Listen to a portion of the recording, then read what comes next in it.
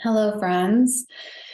Welcome back to another Creative Circle, the first of two for the month of November.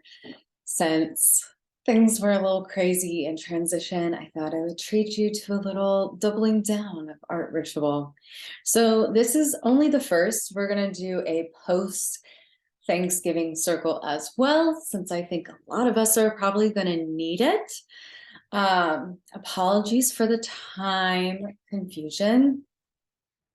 I'm trying to do the circles a little earlier since my wind down time has been changing with the change of seasons, and I'm kind of living for it. So thank you for watching this after the fact. This is how to begin again, exploring ways to jumpstart our creative practice by slowing down. So make sure to grab your water, your art supplies, and maybe even a journal. I'm going to be actually sharing some scientific stuff tonight. Scientific as in talking about the brain. This is going to be me diving into some content from when I was teaching SEL. So dusted off that knowledge and I'm bringing it to you, my friends. And yes, last month was all about the word begin, but we can always begin again. So let's talk about it. So what makes us feel stuck? I think it's important to first talk about what might need the reset, recharge, a fresh start to begin again, right? Maybe you are unable to find inspiration, unable to find time, can't move past a point in a project. That is super common. Have simply lost motivation, have lost connection to your creative self. I often think that this is like a huge side effect of burnout, is when we just feel absolutely disconnected from our creative endeavors, from our creative practice. And of course, feeling overall lost and part of burnout can also be anxiety, that feeling of tension or emptiness, feeling that just poof of loss of motivation or loss of energy.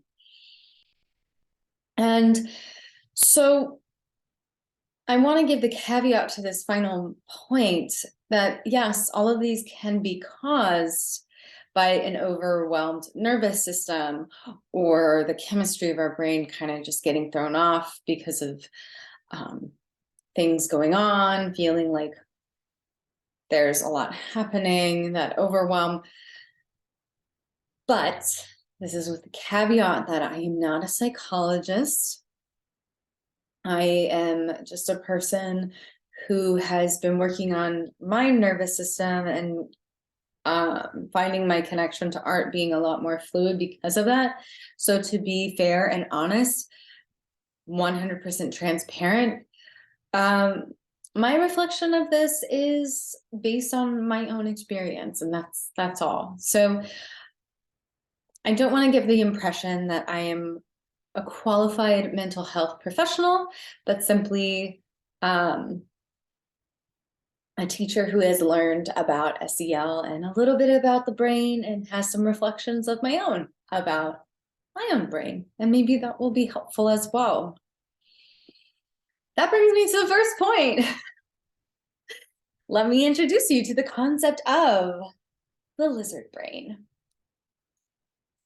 Google explains it as any part of a person's psyche or personality dominated by instinct or impulse rather than rational thought.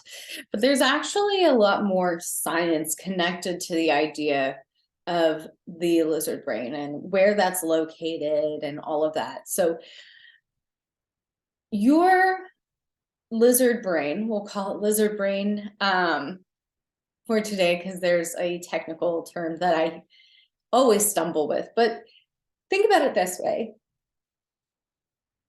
Your brain is designed to protect you. It's designed to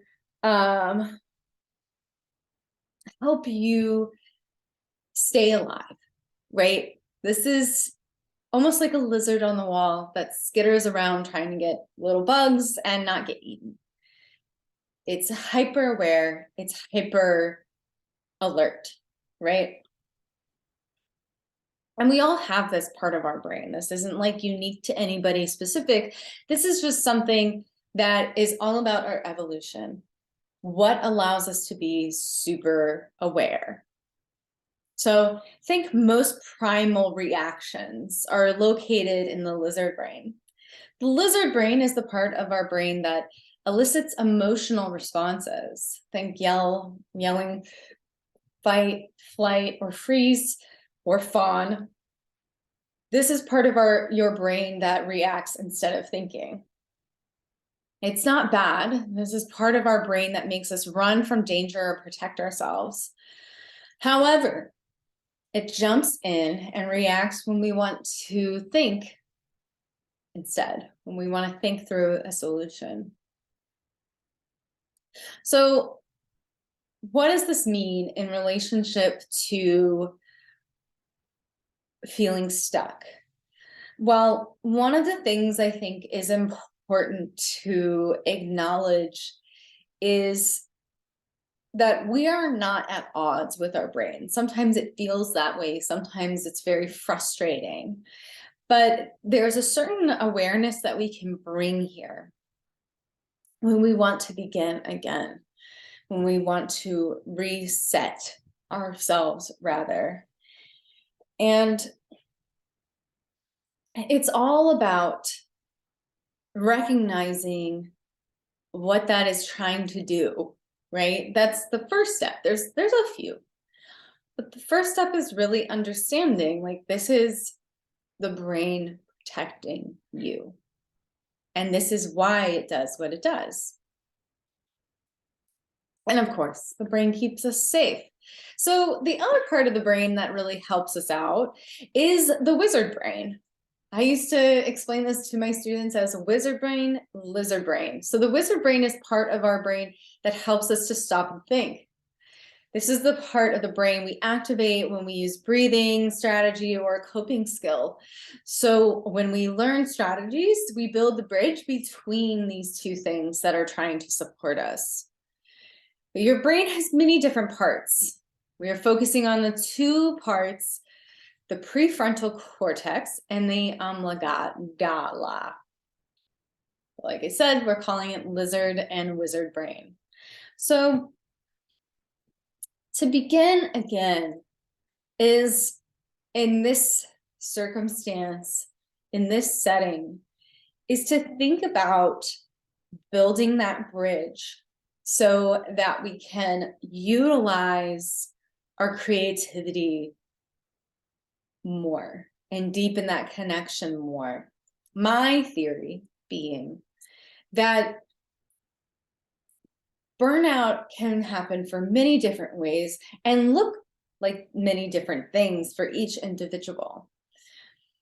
But there's also tools that we have to recalibrate the nervous system, slow down, and be able to find more flow.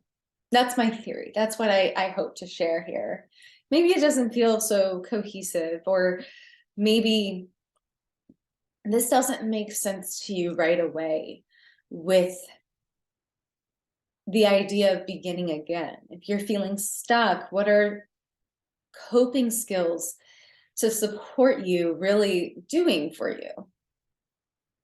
My idea basically is, if we can, my theory is, if we can work with the brain and build these bridges, if we can acknowledge where reaction is coming, then we can start to regulate ourselves with more ease. And when we are able to regulate ourselves and find more ease, flow is able to happen. We don't have to force it per se. You don't, of course, we're always going to be in the ebb and flow of creation and not creating, and that's totally fine. But if we're feeling stuck, my theory after recalibrating my own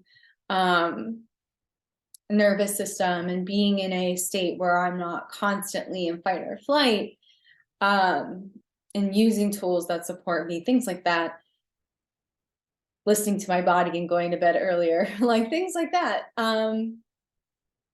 It's recently brought me a lot more creative ease. And so that's what I'm hoping to get across and help in that it supports you as well. Yeah. So again, how does this relate back? It's obviously not everything to do with our art is tied to our nervous system, but a lot of it does, or it can. But bringing awareness to how it can be related allows us to bring awareness to this element as part of the bigger picture. So bringing this awareness is really what this circle is all about. When we have awareness, then we can give ourselves a reset to begin again. So what are some methods of reset that might work? And of course, I encourage you to think of others and please share them. Tell me what, if you come across any, share them on a post or under this video, because I would love to know what other strategies you have. So this is my definition of what a reset is. A reset is a break in which you are allowing the nervous system to slow down and get out of your lizard brain reactions to stimuli. So for example, back when I was teaching with 32 students in a class, I was constantly in fight or flight and very much moving and going, and it was 6 classes a day nonstop. So coping strategies would have been really supportive for me, right? To help me get out of my lizard brain thinking, which this was kind of hilarious, I'll be honest, when I was learning about lizard brain and wizard brain and like working on this content to share with the students, being like, oh man, this is stuff I need. This is the awareness I'm missing. A reset can be a quick action in the moments to slow down and gather ourselves, or a long-lasting change in lifestyle that allows us to reach a space of equilibrium from an overwhelmed nervous system. So that can mean a lot of things for the long-lasting change in lifestyle, right? Tonight, we're going to just really focus on some quick things in the moment, slow down, and like some are long-term, but some things are harder to change. My job change really helped me start to balance my nervous system, but that's certainly a privilege that not all of us have. Moving out of the city and to the country, again, really great for the nervous system. However, that's very privileged. That's not something everyone has access to. So it's not a realistic change to offer up as a solution, right? So tonight, this is all about realistic solutions and realistic ideas that might be able to support you. Even the idea of starting therapy as a change to kind of help, that can also be a sort of privilege. So it's hard to say about the big, long-lasting lifestyle changes, but there are quick actions in the moment that can help us connect and build that bridge between these two parts of our helpful brain. And here are some concepts that I came down and up with for specifically artists. One of which being just simply slow down and touch base, with the breath. I told you I'm getting sleepier earlier. Oh my goodness. So this could be a practice of breath work for a daily long lasting change. Perhaps that's a daily breath work practice, just like 5 to 10 minutes of breath work or just regular meditation to help slow down the body. But here's one that I was always teaching the kids: blow out the candles. If you are just alone, you're overwhelming, you're spiraling, you're upset, you're angry, take out your hand and blow.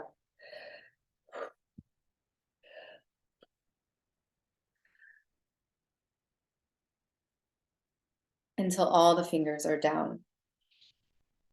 What that will do, it'll just give an extra boost of oxygen to your body. And that really sets a reset. It works for my littles, and I believe it can work for adults. So, but also just integrating a breathwork practice could be a solution or a helpful option. Maybe not a solution. Nothing's a solution. Everything's working toward the greater good. Anyway, so the idea is connecting with that. That can be one way. And I want to give the concept of an ugly book to you. What is an ugly book, you ask?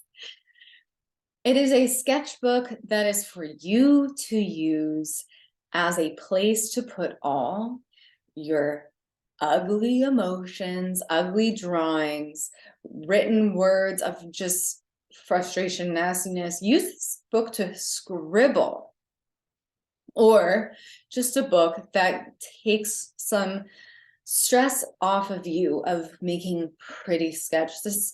I encourage you, if it's an ugly book, to use a cheap sketchbook, like from the dollar store, something that it's like you don't even care about the page quality, because for the most part it's just a place to hold your scribbles, your frustrations, and just release that energy as a quick reset in the moment. And also journaling in that ugly book, any of your raw, real emotions could be really supportive. And of course, there's connect to the body. Take time connecting to your body in a way that gives you peace or builds strength. Something that allows you to recenter or care for yourself. So that could be yoga, baths, massage, running, hiking, dance, all of these things that allow you to be in your body without the feeling of panic or overwhelm. So two different ways of doing that. One would be baths and massage. One would be hiking and running and dance. These are both, depending on what your needs are, it's really going to be which one really supports your slowdown. Some people really need to go for a run to release tension and reach that equilibrium. Other people, it might be a matter of their feeling so flared up with overwhelm that they need a massage just to release tension that's being held in the body. And then lastly, reading. This is just a concept for really unplugging. Even if it's just an art book with images, instead of scrolling, this could be an option to help release some of the tension or some of the overwhelm or some of the stuckness. That is another avenue. I also find that reading is really inspiring. It gets me to really get into a flow of sorts. So before we move on, I want to leave these prompts up for you, and I'm going to journal some of these, or at least one, with you. I'm going to turn on some music, get us going and flowing.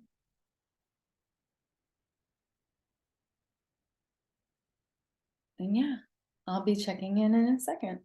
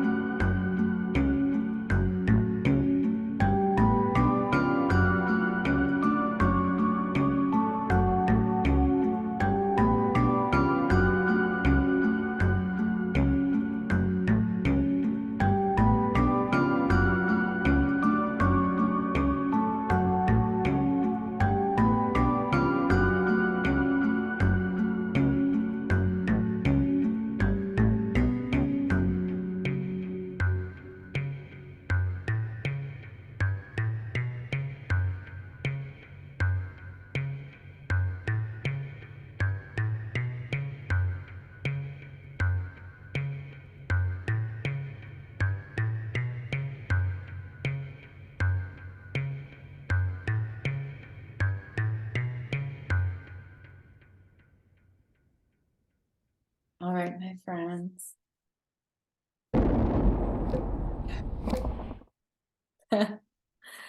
Let us move on into our meditation.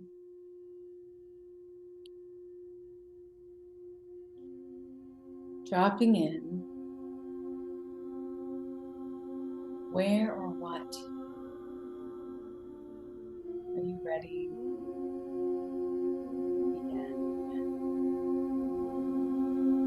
What theme? Is there a project? Where do we aim? Is there a time? Is there a place? What could be medium or a desire?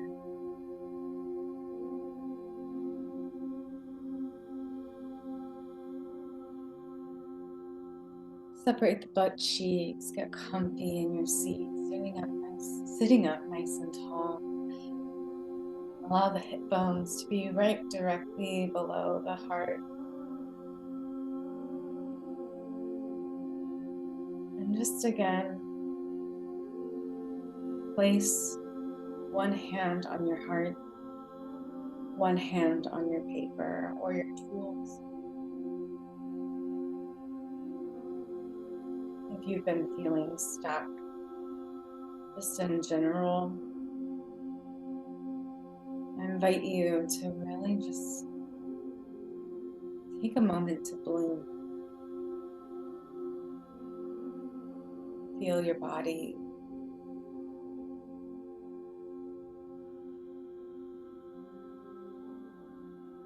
Specifically, bring awareness to your heart.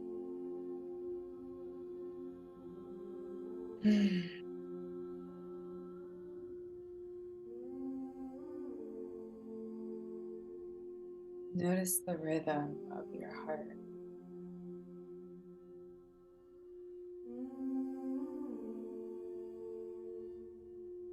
Allowing the reactionary brain, that little part that wants to keep you safe, allowing it to rest.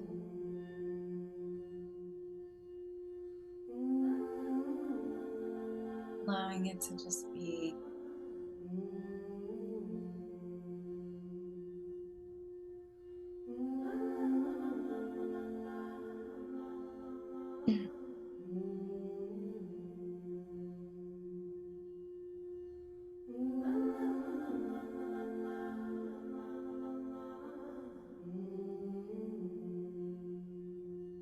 Notice how your body just feels in this moment.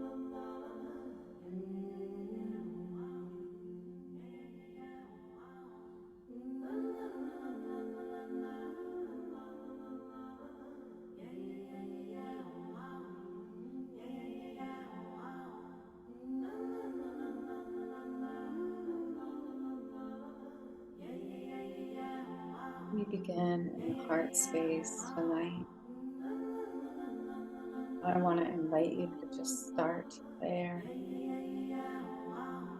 Inhaling light of any color and allowing your heart space just glow with every breath. We begin here in our center. Allow the brain to rest and trust the body, trust the heart.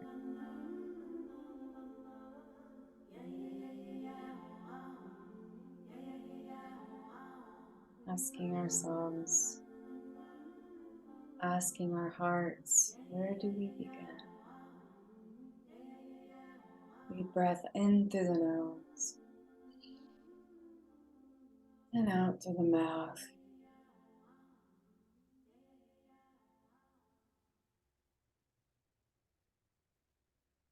Allow your heart to simply glow and notice how that glow feels in your body. Inhaling deep in through the nose and letting it out.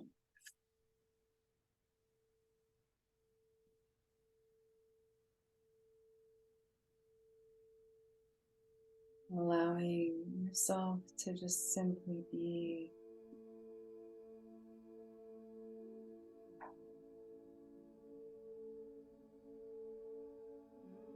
Notice the heart space growing, more warmth and light.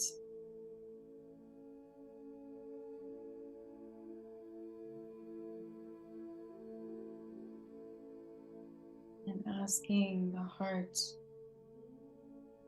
dropping out of the head and into the wisdom of the heart, where to begin next. Inhale in through the nose and out with a sigh.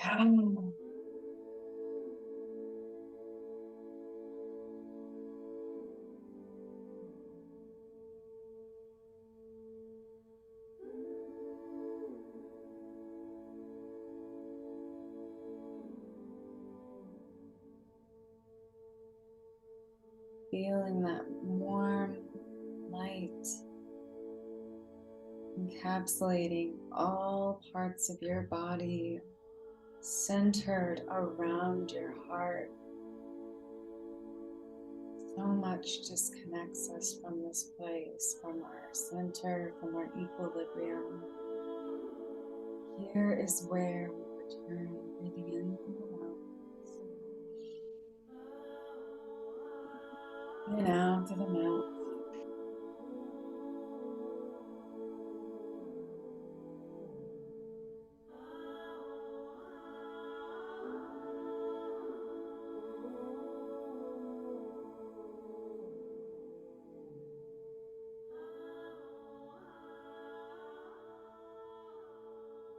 Imagine now that your whole light body is illuminating the room around you as if it were the only light on.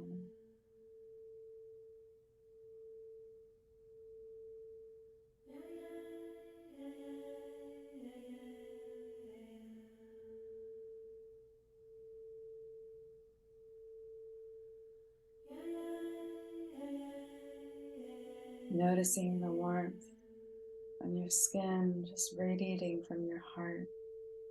Just imagining it, even if you're feeling a little cold. Deep breath in through the nose, holding it into the heart space, all that precious breath, letting it out with the mouth. Again in through the nose. And let it out through the mouth.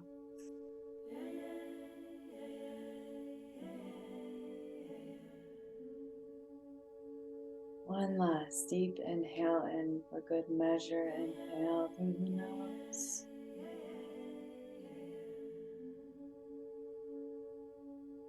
Holding it at the top with so much gratitude. You hold this magic and let it out with a sigh.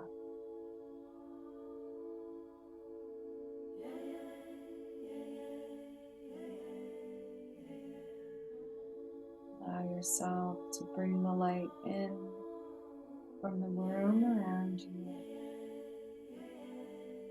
consolidating that light slowly with each breath, bringing it back to center, returning back to center.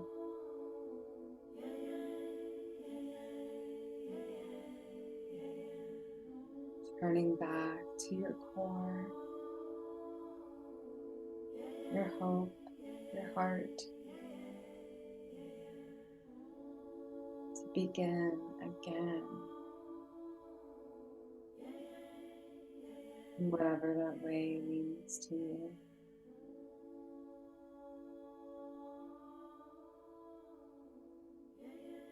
Bring your awareness back to the space around you, allowing your eyes to open, just softly coming back. Bringing so much awareness to how you feel now. Feel free to journal some before diving into your practice.